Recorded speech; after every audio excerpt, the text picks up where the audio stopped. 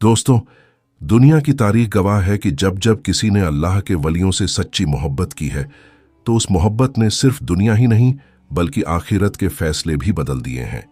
आज सूफी हिदाया पर हम आपको बगदाद शरीफ की उस पुरानी गली में ले चलते हैं जहां एक गरीब धोबी रहा करता था। उस धोबी का नाम तो इतिहास के पन्नों में कहीं ओझल हो गया, लेकिन उसकी निस्बत आज भी आशिकों के दिलों में जिंदा है। वो धोबी कोई बड़ा आलिम या फाजिल नहीं था, न ही उसने बड़ी बड़ी किताबें पढ़ी थीं, लेकिन उसके सीने में इश्क गौस की एक ऐसी शम्मा जल रही थी जिसकी लौ कभी मद्धम नहीं पड़ी। उसका पूरा दिन दरियाए दजला के किनारे गुजरता था, जहां वो लोगों के मैले कपड़े धोया करता था। लेकिन उस धोबी की एक अजीब आदत थी जो पूरे बगदाद में मशहूर थी। वो जब भी किसी कपड़े को पत्थर पर पटकता तो उसकी जुबान से सिर्फ एक ही आवाज निकलती थी, या गौस, या गौस। उसे कपड़े धोने की थकन का एहसास नहीं होता था, क्योंकि उसके हर सांस में उसके पीर का नाम बसा हुआ था। लोग उसे दीवाना कहते, कुछ उसे टोकते कि ऐ धोबी, तू हर वक्त अपने पीर का नाम क्यों जपता है? क्या तेरा पीर तुझे कब्र के अंधेरे में भी बचाने आएगा? लेकिन वो धोबी बस मुस्कुरा देता और कहता कि मेरा पीर वो है जो डूबती हुई कश्तियों को सहारा देता है, तो क्या वो अपने इस गुलाम को तन्हा छोड़ देगा? वक्त का पहिया चलता रहा और एक दिन बगदाद के सुल्तान गौसे आजम शेख अब्दुल कादिर जिलानी का रूहानी दर्स चल रहा था। हजारों का मजमा था, बड़े बड़े उल्मा और सुफिया वहां मौजूद थे। उसी भीड़ के एक कोने में ये मैला कुचैला धोबी भी बैठा था, जिसकी नजरें सिर्फ अपने पीर के नूरानी चेहरे पर टिकी थीं। तभी मजमे में से एक शख्स खड़ा हुआ और उसने गौसे पाक से एक सवाल किया जो उस धोबी के दिल की धड़कन बन गया। उस शख्स ने पूछा, हुजूर, क्या आपके मुरीद, चाहे वो कितने ही गुनहगार क्यों ना हो, क्या आप कयामत के दिन उनकी सिफारिश करेंगे?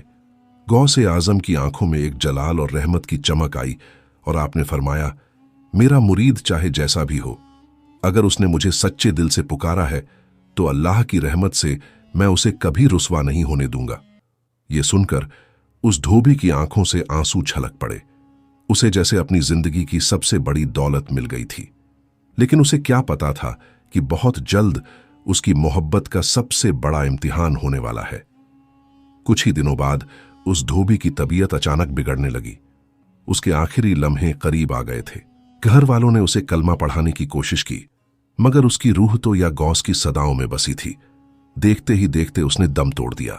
पूरे बगदाद में खबर फैल गई कि गौस ए पाक का वो दीवाना धोबी आज इस फानी दुनिया को छोड़ गया है। मौत की उस खामोश रात में जब धोबी को नहलाकर कफन पहनाया गया और उसे कब्रिस्तान ले जाया गया, तो फिजा में एक अजब सी उदासी थी। उसके चाहने वालों ने उसे मिट्टी के हवाले किया और दुआ करके वापस लौट गए। अब उस तंग और अंधेरी कब्र में वो धोबी अकेला था। सन्नाटा ऐसा कि इंसान को अपनी धड़कन सुनाई दे। तभी अचानक कब्र की दीवारें फटने लगीं और एक तेज रोशनी के साथ मुनकर और नकीर यानी सवाल करने वाले फरिश्ते दाखिल हुए। उनका चेहरा जलाल से भरा था और उनके हाथों में आग के गुर्ज थे। उन्होंने अपनी भारी आवाज में पहला सवाल किया, मन रब्बुका, यानी तेरा रब कौन है? उस धोबी ने, जिसने सारी जिंदगी सिर्फ अपने पीर का नाम लिया था, उसने बड़ी सादगी और बेखौफ अंदाज में जवाब दिया, मैं गौसे आजम का धोबी हूं। फरिश्ते एक दूसरे का चेहरा देखने लगे। उन्होंने सोचा शायद इसने सवाल सुना नहीं। उन्होंने दूसरा सवाल किया, तेरा दीन क्या है? धोबी ने फिर वही जुमला दोहराया, मैं गौसे आजम का धोबी हूं। अब फरिश्तों के जलाल में इजाफा हुआ। उन्होंने आखिरी सवाल किया, इन नबी पाक के बारे में तू क्या कहता है? धोबी की जुबान पर फिर वही हर्फ थे, मैं तो बस इतना जानता हूं कि मैं गौसे आजम का धोबी हूं और उनके कपड़े धोया करता था। फरिश्ते हैरत में पड़ गए कि ये कैसा शख्स है जो रस्म और रिवाज के जवाब देने के बजाय सिर्फ एक ही निस्बत पर अड़ा हुआ है। अब फरिश्ते अल्लाह की बारगाह में क्या अर्ज करेंगे और क्या गौसे पाक कब्र के उस अंधेरे में तशरीफ लाएंगे? जानने के लिए इस दास्तान को पूरा जरूर सुने। पहली किस्त में आपने सुना कि कैसे कब्र के अंधेरे में फरिश्ते उस धोबी से सवाल कर रहे थे और वो अपनी बेकसी और बेबाकी से सिर्फ एक ही जवाब दे रहा था, मैं गौसे आजम का धोबी हूं। फरिश्तों ने अल्लाह की बारगाह में अपनी रूहानी पुकार लगाई और अर्ज किया, ऐ रब्बुल आलमीन, ये बंदा तेरे उन सवालों का जवाब नहीं दे रहा जो तूने इंसानों की आखिरत के लिए मुकर्रर किए हैं। ये तो सिर्फ अपने पीर की निस्बत का हवाला दे रहा है।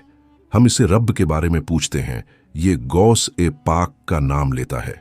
हम इससे दीन के बारे में पूछते हैं, ये फिर भी वही जुमला दोहराता है, या इलाही अब इसके साथ क्या मामला किया जाए। तभी आसमानों से एक गूंजती हुई निदा आई जिसने पूरी कायनात को हिलाकर रख दिया। अल्लाह ताला ने फरमाया, ऐ फरिश्तों, मेरे वली की इज्जत का सवाल है, जाओ और मेरे महबूब बंदे शेख अब्दुल कादिर जिलानी से दरियाफ्त करो कि उनके इस मुरीद के साथ क्या सलूक किया जाए। फरिश्ते हैरत में थे कि एक मामूली धोबी के लिए अर्श से इतना बड़ा हुक्म आया है। वो अभी सोच ही रहे थे कि अचानक उस अंधेरी कब्र की दीवारें एक नूरानी रोशनी से जगमगा उठीं। सन्नाटा खत्म हुआ और वहां से खुशबू के झोंके आने लगे। फरिश्तों ने देखा कि वहां बगदाद के सुल्तान सरकार गौसे आजम खुद तशरीफ ले आए हैं। आपका जलाल ऐसा था कि फरिश्ते भी अदब से पीछे हट गए। गौसे आजम ने अपने मुरीद की तरफ देखा जो कब्र की तन्हाई में बेबसी के आलम में लेटा था। आपने फरिश्तों की तरफ रुख किया और बड़े जलाल मगर रहमत भरे लहजे में फरमाया, ऐ फरिश्तों, तुम इससे मेरा नाम सुनकर हैरान क्यों होते हो? तुम इससे सवाल पूछते हो और ये मेरा नाम लेता है, क्योंकि इसने अपनी पूरी जिंदगी इसी नाम के सहारे गुजारी है। इसने दुनिया की चमक ढमक को छोड़कर मेरे कदमों में जगह पाई थी। ये दरिया ए दजला के किनारे पत्थर पर कपड़े मारता था और हर चोट के साथ मेरा नाम पुकारता था। अगर ये दुनिया में मेरे कपड़ों की गंदगी साफ करता था तो आज मैं अपने रब के हुक्म से इसके गुनाहों का मैल धोकर इसे पाक और साफ करता हूं। आपने आगे फरमाया, क्या तुमने नहीं सुना कि अल्लाह ने फरमाया है कि जो मेरे वलियों से दुश्मनी रखता है मैं उससे जंग का ऐलान करता हूं, और जो मेरे वलियों से निस्बत जोड़ लेता है मैं उसे अपनी हिफाजत में ले लेता हूं। ये धोबी मेरा है, इसकी खताएं मेरी खताएं हैं और इसकी तौबा मेरी सिफारिश है। गौसे पाक का ये फरमान सुनते ही फिजा बदल गई। फरिश्तों ने सर झुका लिया और अल्लाह की रहमत ने उस कब्र को अपनी आगोश में ले लिया। जो कब्र थोड़ी देर पहले अंधेरी और तंग थी, वो अब जन्नत के बागों में से एक बाग बन चुकी थी। धोबी की रूह को जैसे चैन मिल गया था। उसकी आंखों में वो सुकून था जो सिर्फ एक वफादार आशिक को अपने महबूब के दीदार से मिलता है। गौसे पाक ने अपना नूरानी हाथ उसके सर पर फेरा और उसे जन्नत की खुशखबरी सुना दी। दोस्तों, इस किस्से में हमारे लिए एक बहुत बड़ा सबक छिपा है। लोग अक्सर पूछते हैं कि किसी कामिल पीर का दामन थामने की क्या जरूरत है? क्या इबादत काफी नहीं? लेकिन याद रखिए, इबादत तो शैतान ने भी बहुत की थी, मगर उसके पास इश्क और अदब की वो निस्बत नहीं थी जो इंसान को अल्लाह के करीब कर देती है।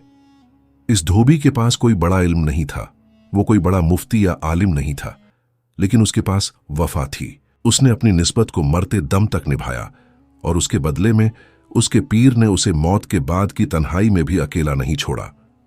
सूफी हिदायत पर इस दास्तान को सुनाने का मकसद सिर्फ ये है कि हम अपनी जिंदगी में अल्लाह के नेक बंदों की मोहब्बत को शामिल करें, क्योंकि जब दुनिया का कोई सहारा काम नहीं आता तब किसी वली की एक नजर बिगड़ी हुई तकदीर को संवार देती है।